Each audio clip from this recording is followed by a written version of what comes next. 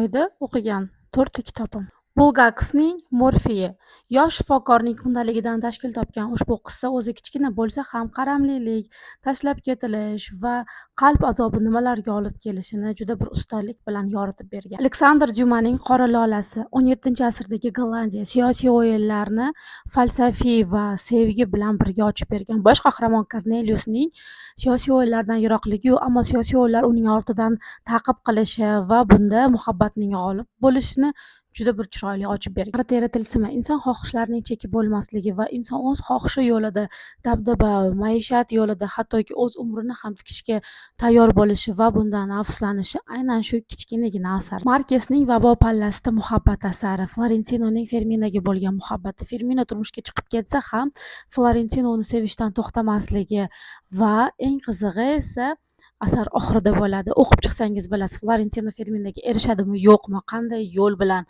qanday qalb azoblarini boshdan kechiradi. Aynan shu kitobda bor.